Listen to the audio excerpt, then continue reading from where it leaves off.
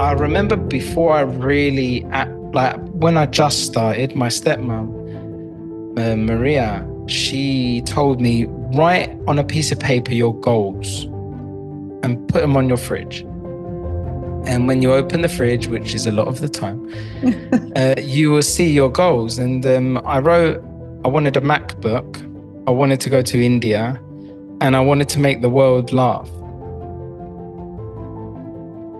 Welcome to a new episode of Most Memorable Journeys. I have a funny guest today, and I have seen it before. I used to see him on Instagram and on TikTok, and I used to think, who is this guy? And then I went to this diaspora forum, and there was a panel about Cypriot actors and comedians and influencers, and there he was. And I thought, oh my God, he looks different. I mean, you look different when you're there in person. I want to welcome to Most Memorable Journeys comedian, podcaster, actor Peter Kypri, but he has many other names. He is Souvlakis. He is the Cypriot Smurf. He's a lot. What are you, Peter? I'm whatever anyone calls me. And thank you so much for having me. I'm very excited to have our chat and to be on your podcast. That is so sweet. And thank you for taking the time, because you have become a busy man and you won an award. How did you feel when you picked up that award? I felt very honored and appreciated. And I don't remember what I said, but then after, when I watched it back, I was like, I could have said so much more. And that always happens to me. But I really felt appreciated and honored to have won something, especially when you've been doing it for such a long time and, feel like it's worth it. And you're even helping your country and the people that are from your country all across the world. So it's beautiful. It is. Now, when you say such a long time, how long have you been doing this? I started in 2015. Oh. Yeah. So obviously through that time, there was different social media platforms and different ways via social media to promote or push yourself. And as the years went on, I then use different platforms or different strategies or different ways of doing things. But I usually go straight into it and I don't stop talking. The main journey for me, what I really wanted was to always be a stand-up comedian and or even an entertainer on stage, to see the laughter, not just through comments where people write, ha, ha, ha, so funny. I really wanted to see it and feel it. And I got that opportunity when a lady called Mary came over, who was Cypriot from Australia, from Adelaide, and offered to organize with the community over there to bring me over to do a show. So I think that's when my whole journey started. I was very scared because I'd never done a show, and because it was such a big thing, and these types of amazing things don't usually happen to me. It's like a fairy tale sort of thing.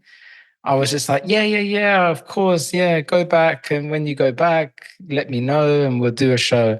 So when she actually did call me and it actually did follow through, it was very shocking for me. Then I was like, oh shit, what? I need to make a show now. I didn't have a show.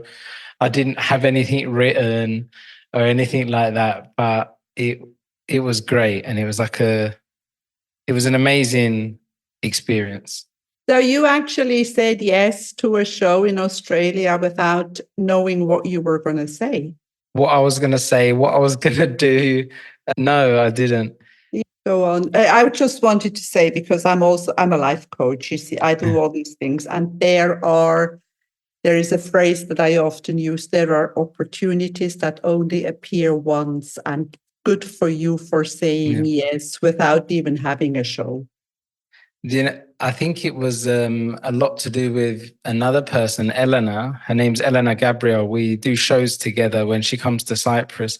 She had a couple of shows before I went to Australia, and I went there and I befriended her and we became friends. And even up until I went to Australia, she actually came back to do another show, and she pushed me and encouraged me to get on stage, because in her show you could get on stage and tell yourself your own story, and like the best story wins.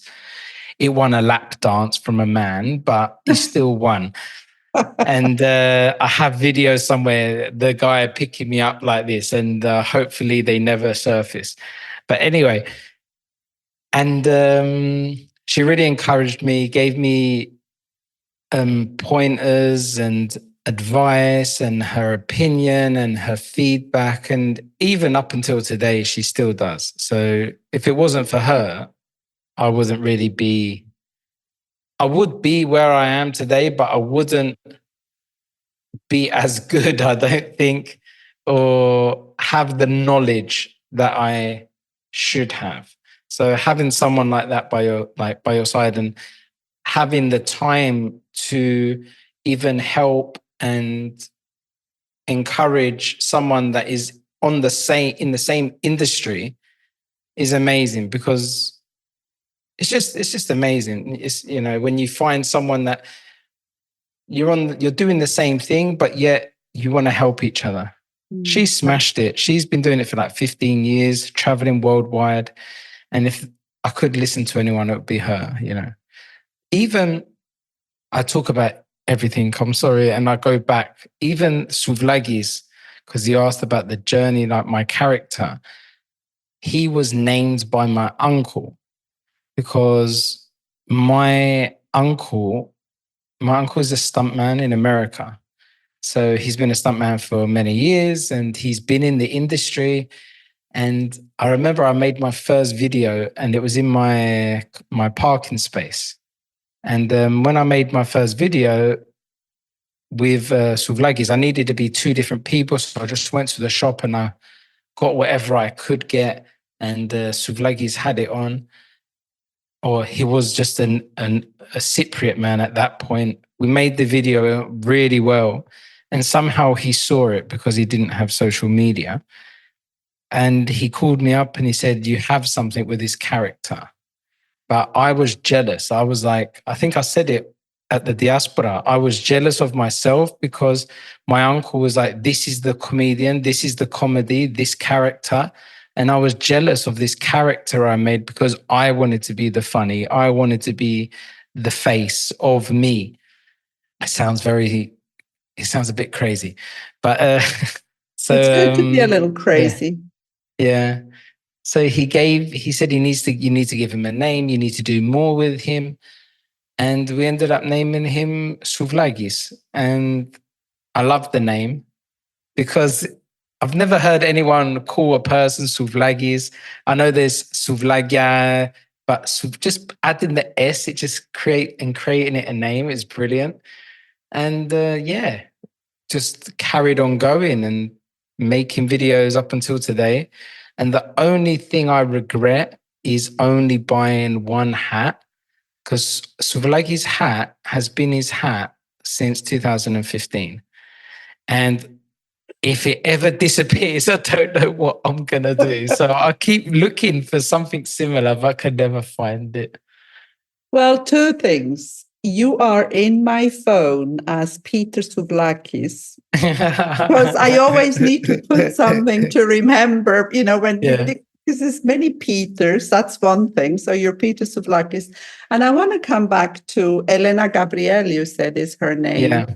You see, these people who understand that there is enough sunshine for all of us, those are the people who support you. And, you know, the competition is, it's not even the right word, but supporting each other and cheering each other. The more you give, the more you get. And if somebody supported you this way, I am sure that's why she deserves to do well the way she does. Yeah, I totally agree. And there was this, I might I might not quote it correctly, but there's this guy on Instagram that I follow, Sadhguru. And Yes. he said something the other day that when you're in competition with someone else and you enjoy being better or being on top of someone else, it means that you're enjoying others' failures, which isn't nice. So should always encourage and help, and if anything, celebrate each other. And you would, I think if you do that more, you'll better yourself and just, you'll grow as well. I'm not going to lie, it's taken, sometimes I see things online, I'm like, I could have done that. But I think this past couple of years, I'm more encouraging, more, because like you said, there is enough, sunshine. How did you say it? I said there's enough sunshine for all of us Exactly. if we want to. Yeah. The more people that can make people laugh in the world is better as well, the more laughter. Absolutely, because the world is not exactly a very, very happy place, when you look around. So if you can make somebody smile, or if you can just make somebody's day, I think that is the key. But I have to go back now a little bit, because we went right in. How did this start? Where were you? You weren't born in Cyprus, were you?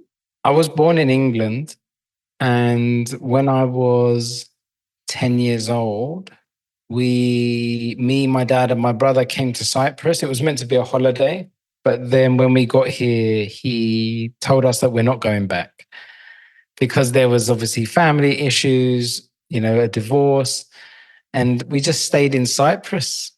We started in Ormithia village, and then we're here today. 10. So you didn't know. How did you feel? I didn't, because we were so young. I don't think we went to school for like nearly a year because of moving over here, trying to get organized. My dad didn't have a job. At one point, he was washing cars for 1 lira an hour as well, just to provide, and doing karaoke at night because he used to love to sing.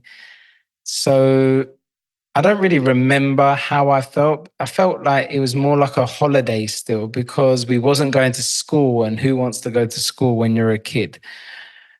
So I just felt like it was a long holiday until we did start going to school. And then we just started to fit in, and like, because we were young, when I was 10, back in the day, kids were kids. Not like now where even a 10-year-old is really advanced when it comes to technology and surroundings and everything. I was just about allowed to go out and ride my bicycle when I was 10 years old, when I was in England.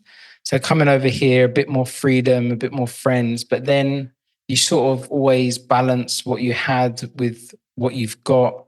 I always used to think the grass was green. I always wanted to go back and live in England. I've tried a couple of times, always ended up back in Cyprus. And I loved it. At the beginning, it was 1999. So being in Cyprus and being like, as they would call a Charlie, an English Cypriot, we used to get bullied a lot, picked on a lot, beaten up a lot, even in our village. I talk about this in my stand-up. I make it funny. But I would never go back or change anything, because the kids back in the day, they didn't really know what an Charlie was, an English Cypriot. We were different. But the people that used to bully us and beat us up back in the day are now my very good friends. Mm. How was your Greek? Did you speak Greek at home? My Greek was 0. So you went to school, and you went to a Greek school, obviously. We went to an English school. Oh, you did? Okay. If I went to a Greek school, my Greek would have been much better. And I went to an English school where there was Greek lessons, and I was really bad at school. I got kicked out of school when I was 16. I didn't really learn much, and I only knew very little Greek. And because I got kicked out of school, my dad had a web development company, and he wouldn't let me work with him. He wanted me to go learn what it was like to work. So I went and worked with my uncle doing aluminium, like double glazed windows and these types of things. I worked with him for about a year, and I got a lot of comedy there as well, and it's in my stand-up. He would never understand because he doesn't speak English, so it's okay. And yeah, good. Somebody may tell him. yeah, he won't understand. And after that, I went and I joined the army to do national service. So I done my national service. And it was 24 months at the time when you did it. But because I came at a certain age, I done 13 months. Okay. And that's where I learned my Greek. Everyone was, trying to scare me. Be careful when you go in there. They're not good with English Cypriots. They're not good with Chudliers. I was like, I've learned all this shit out here. So like, it's not going to be much different. I'm getting beaten up out here. Worse. Yeah. So I went in the army and they just loved me. Like, I feel like in the army, you look after each other. You appreciate you, and you're just kind, So if you usually people get out certain days. If you do someone a favor, they will remember it. And because you're living amongst each other, you got to stay clean and, respect each other's boundaries and whatever. I think that's why they liked me. And I was always making people smile in the army and people laugh. I was always the joker.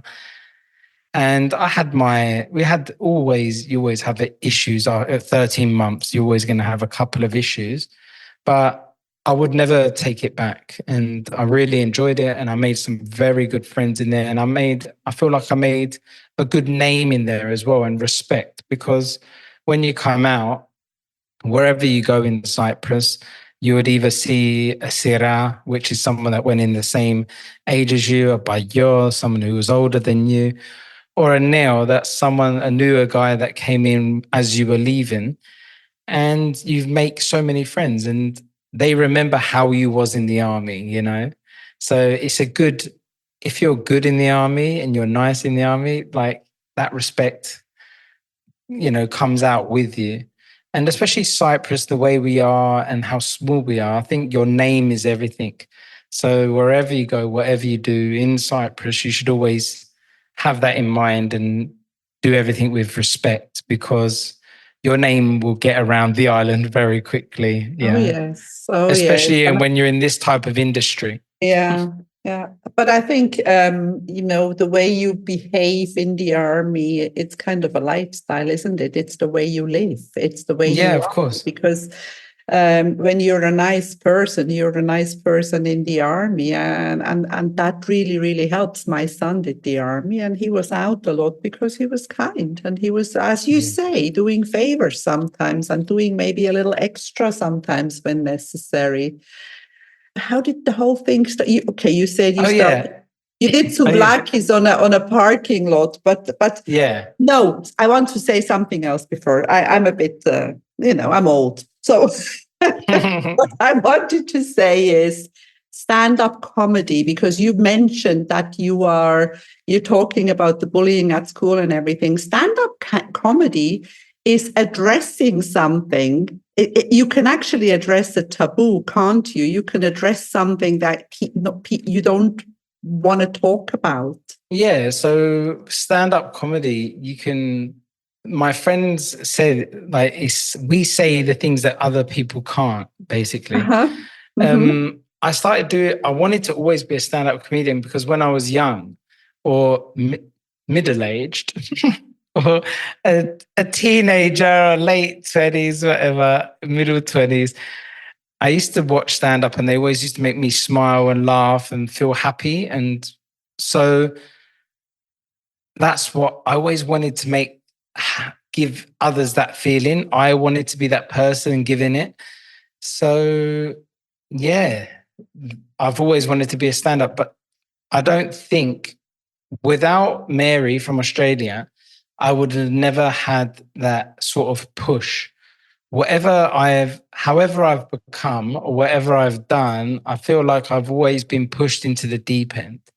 Like my first show was in front of 400 people, which a lot of other up and coming comedians would have started with a smaller room, which is a smaller room, I would say, is much harder than a bigger room because there's less people, less laughter. So, but yeah, now I think at the beginning of my journey, I was where I was just starting. I was a bit more like I didn't care as much. I would say anything. Then at one point, I was like, "Oh, I've got all this following. I need to be careful. I need to watch what I say." And now I feel like I'm out the other end where I just want to be me. And some of the start of the first couple of shows I ever done, I was writing comedy based on what I thought my audience wanted to hear, where really the audience follow me for me and my thoughts and my mind. So now I write for the things I want to say, or things that have happened to me that I find funny, or, just things that I find are a bit strange or weird, or, in different circumstances and these types of things. So now I think I have a bit more fun with it. And I feel like I've been in the sort of, let's say, industry long enough to know what type of comedian I want to be, what type of person I want to be, and what type of like entertainer I want to be. And do you get negative feedback? Does it happen that, sometimes you post something or on stage? Do people ever come to you and say, "Hey, that's not very nice"? Do you get that? On stage? No. Actually, on one of my shows, I done something on my show. And the first show, they were like, I'll say what it is. So basically, I do a little game on the stage. It's like a blind date thing. And one of the questions at the end was, "Are you a virgin?" And I had some feedback about that. And I was like, yeah, because it's not like the best. They're all stereotypical questions, but the last one, "Are you a virgin?" And even someone was like, it was not a nice question. Some people's dads or mums are in the audience as well. And I'm like, all right, that you have a good point for that. So in the next show, what I'd done was I asked the question, the contestant reads the question. So it's the contestant that says, "Are you a virgin?" So what I basically do on the second show is where Souvlakis gives him the question. He's scared to ask it, but he has to ask it because that's the question. When that says, "Are you a virgin?" Souvlakis now snatches it out of his hand and says, "That's not what it says. You should be ashamed. It says, 'Are you a vegan?'" So the kid is looking like embarrassed. Everyone first is shocked about the question and then start laughing because I switched it. So that really like changes the whole aspect of the dynamic of because after thinking, so something like that, yes, but I take constructive criticism. I never used to. I used to thought it was just people, you got to know the difference between people giving you criticism, like constructive criticism, and people just being rude. Some people online, they can be rude. Someone said they really wanted to punch me at one point, and then the gym where I train Trojans, they saw the comment and replied, "He's protected by us." So he had my back. A lot of people, they just have arguments with themselves inside a lot of the videos. It gets religious. It gets, about nationalities and everything, which I let them do it. So it's nothing about me. But some people, because they don't know how long I've been here, and they think I'm just a English guy making fun. I've come over here for a week and I'm just like acting like I know everything. So, but again, I just let them because I know who I am, how long I've been here, what I've gone through, what I've done. So over the time, they learn as well. So other than that, nothing really. But I'm always waiting. Whenever I press post, I'm always waiting. Like it's gonna get political. I'll put a picture of a tree. They will somehow find a way to say that's our tree. That's on our land. You stole it, and da da da da da. And I'm like, oh my god, really? It's Yeah, just a but tree. I call them the keyboard warriors. Those people would never ever dare say any of these things to you if they were with you in person. But when they are Never. behind their little keyboard or on their phone, they have the courage to do that. Then some of them who write the worst stuff don't even use their own name. No, they don't. And it's just like a fake profile and everything. And you can't really even have an argument or even comment back to just a fake account because at the end of the day, they have nothing to lose and they could say whatever they want. Exactly. So my podcast is called Most Memorable Journeys. So I want to know, how did you like Australia? Did you get to see anything, or did you just go for your work?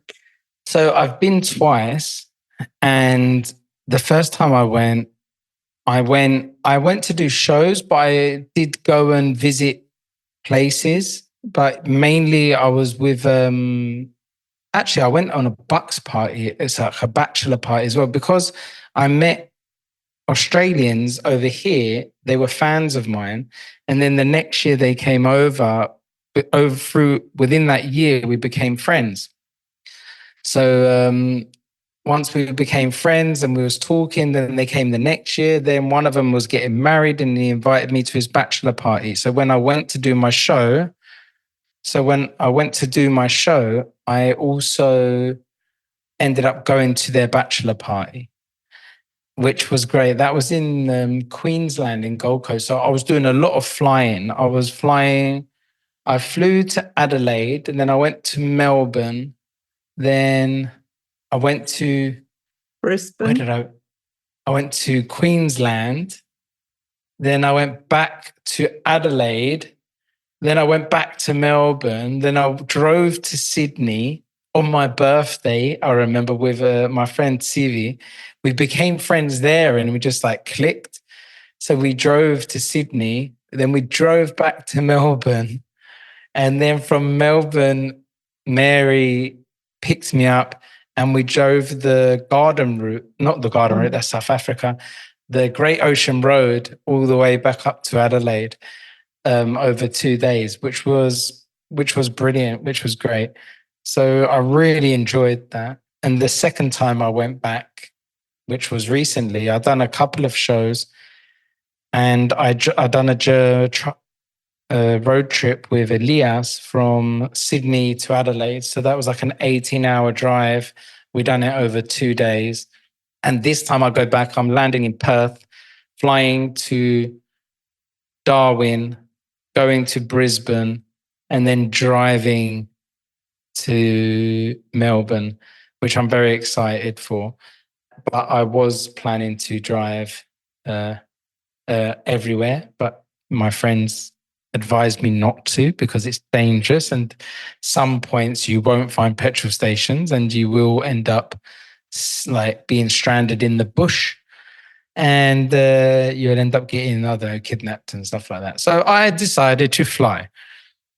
So, but that was amazing. great. But it's a beautiful country. I mean, I've been to us. I used to be a tour guide when I was young, and I've done a lot of Australia round trips. And the people and the place and the nature and everything is fascinating. It really is. And even this time that I'm going to go, now that I'm going to go to the Northern Territory, I feel like I'm going to see a different type of Australia as well. Yes, you are. Darwin. I mean, I've been to the Northern Territory. I've been to Kakadu National Park. It's completely different. Yeah, I can't wait. So when are you going? November till February. Wow, that's a long time. Well, you can be Souvlakis in Australia as well. You're online. You don't need to be here. That's the plan this time, because I'm going to be doing my old show in states that I haven't been yet. And I was planning, I am sort of like writing a new show, but it's like a work in progress. And I've decided that I'm not going to do my new show in Sydney and Melbourne. I'm going to instead go there and just create lots of content as Souvlakis, because I've been there a couple of times. I do my shows, but I don't create. And I feel like more people should know me in Australia and know Souvlakis. So this time I go over there, I'm just going to drive. My main objective is drive them mad with Souvlakis and let every single Australian know about Souvlakis before I leave. Amazing. You mentioned Yeah. the garden route before. Did you ever have gigs in South Africa? Yeah, I went South Africa last year because I had I had a following of South Africans, and I'd done a show in Johannesburg, and I worked with the Cypriot youth community over there, which they were amazing. They helped. We raised money for them as well. We went and had dinner together and everything, it was really good. But my friend that I grew up with over here, Zinon, I made friends with his friends, but they're full Afrikaans, like they're not Cypriot. And they live in they live in Addo, which is Eastern Cape. Mm-hmm. So I landed in Johannesburg, flew to Cape Town. And then from Cape Town, which I do this in my stand-up as well, which in Cape Town, I then drove alone to go to my hotel, which everyone was really worried about me driving alone, and they thought I was just going to get kidnapped and killed straight away.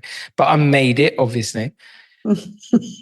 And the next day I had to drive to my friend's house, and we had a braai, like a barbecue, a South African barbecue, and we had a great time. Actually, just saying like putting braai and barbecue in the same sentence, they mostly slapped me for. But yeah. And then we drove the garden route from Cape Town to Port Elizabeth to Addo, because Addo is Addo National Elephant Park.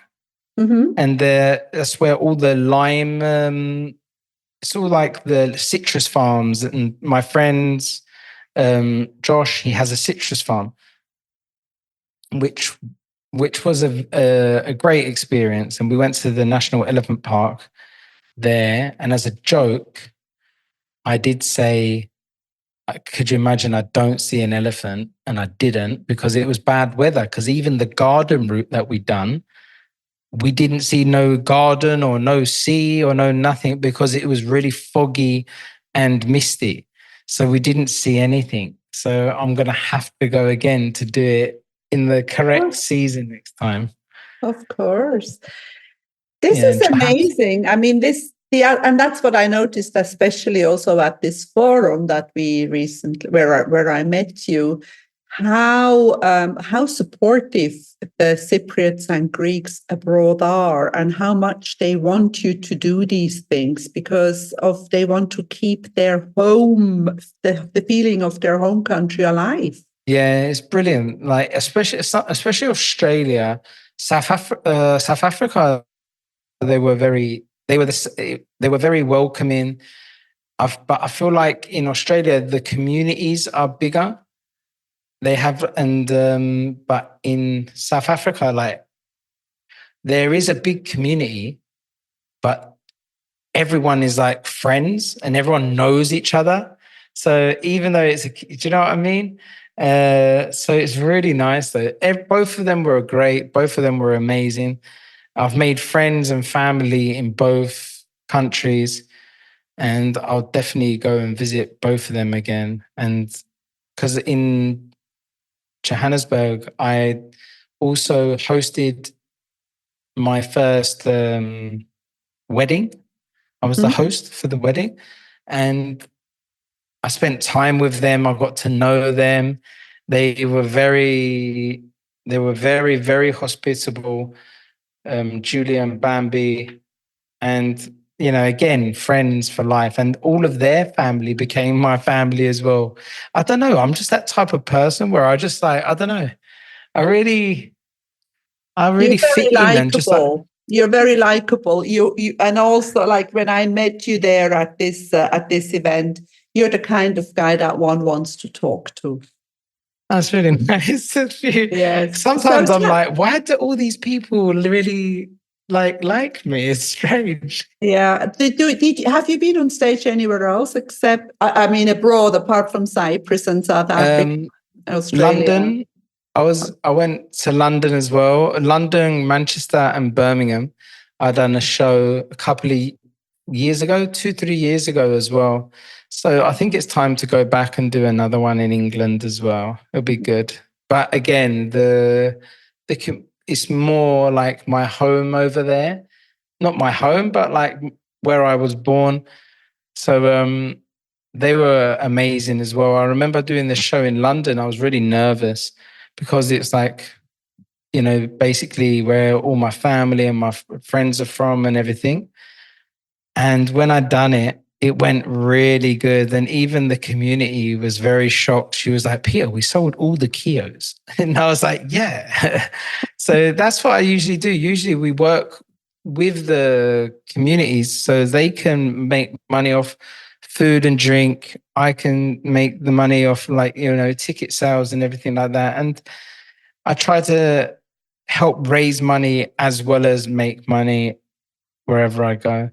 That's fantastic because we need both. Yeah. You can't work for free. You can't do these things for free. We need to live. I wanted to do a show somewhere, and they thought that I was gonna just be in the area and do a show for free, and it was very shocking. And I won't say the country or anything like that. It's far away. That's all I'm saying. And they thought I was going to do it for free. And I did say to them, listen, like, this is my job. This is what I do. This is how I work. Yes. And they were like, okay, we'll get back to you. And no one ever got back to me. And when I did say it was my job and that's what I do, I got like this feeling like that I'm greedy. When I was like, am I being greedy for getting paid to go and buy tickets, get visas, pay for hotels, and create a whole show for 2 hours? Am I greedy for getting paid for that? Or do you know what I mean? So, but that's how they made me feel, and they haven't got back to me. So I guess that's what they think I am. So next time I do go, I will just, or when I do go, because I haven't been before, I will just find my own venue and just push it myself. And you should maybe find someone else that would like to earn some commission and this type of thing. Sure. Now, this little boy, Peter, who came to Ormivia when he was 10, did he ever think that you would get that far, that you would end up on stage in all over the world, more or less? Because you've really only just started. You're young. Yeah, I'm still young. My mum's Italian, so I have my nonno and my nonna, but my nonno used to say that I was going to be a comedian. He used to always say it, I'm going to be a comedian. He's going to be a comedian. And it's like when I used to watch the comedians that made me laugh and make me feel good. Whenever I had a bad day, I'll just put them on, clean or cook, and just listen to them. Deep down, I just always had this, do you know when you just have a feeling that you just know it? That's the feeling I had. I remember before I really, when I just started, my stepmom, Maria, she told me, write on a piece of paper your goals and put them on your fridge. And when you open the fridge, which is a lot of the time, you will see your goals. And I wrote, I wanted a MacBook. I wanted to go to India, and I wanted to make the world laugh. Wow. And I've done all of them. And I'm obviously making the world laugh. I'm going to not stop. Obviously, it's a never-ending journey. But yeah, so I think it all plays a part, especially family and friends that are very supportive. And I've got a very good circle of friends. I've got friends that you can be very open and very honest to, and they know, like, if I ever try to get too big for my boots or act like I'm someone I'm not, they have the license to slap me silly. To bring you back down. Yeah, always. So, yeah. But yeah, so I feel like I've done it correctly and I'm doing it my way, and I won't do nothing that I don't want to do. And yeah, that's it really. Like, beautiful. Yeah. Because we're getting towards the end, but I want to ask you, what would be do you have a dream? What would be the ultimate gig? Where would you like to be on stage? If there was, because setting goals, like you said, your stepmother Maria, because setting goals and writing them down is the beginning of visualizing and manifesting what you really, really want. So what would be the ultimate? Do you know what? To be honest, I don't know. I know that I want to keep doing what I'm doing and just doing more of it and just building my following online so that they could then see me in person. But what I would love one day, because I hardly do shows in the summer in Cyprus, because I'm enjoying the summer, and usually if it's the summer here, I'm like now going to Australia in the summer. So I don't want, and the Australians are here, so I don't want to do a show here when I'm going over there, and I want them to see me there, So but what I would really like, you just said that, and as you were saying that, I just pictured something in my head. I would like to do a big show, like the biggest show I've ever done in Cyprus one summer, when I feel like I've actually made it, in a stadium, and all the Cypriots, Australian Cypriots, South African Cypriots, English Cypriots, American Cypriots that are abroad and come over for holiday will be, and the Cypriots and Greek Cypriots will be in that stadium, and expats and people that aren't even Cypriot, because there's so many people that are not Cypriot, but they've lived there for so long and they feel Cypriot, or they get the whole Cypriot humor that I've done. So I want a whole stadium, because you said that, and that's how I can just envision it. I want to be in the middle, and I want them all to be around. So that's what I want. I want 20,000 people. Right. I initiated that. So when this happens, I expect a front row seat, my dear Peter Kypri, okay? Okay. If you were Cypriot, you would have said commission. I am Cypriot. I have a Cypriot citizenship. But if you were full, you would have said commission first. But you said a front row seat. All right. I want a front row seat, and I want to be mentioned. You will. I'll give you 2 seats. Okay.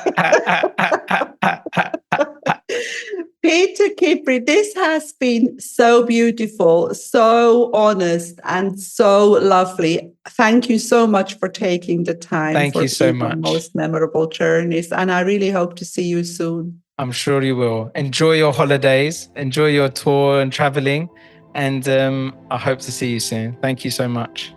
If you enjoy my podcast, please like, share, and subscribe to my channel. You will find all the information in the show notes.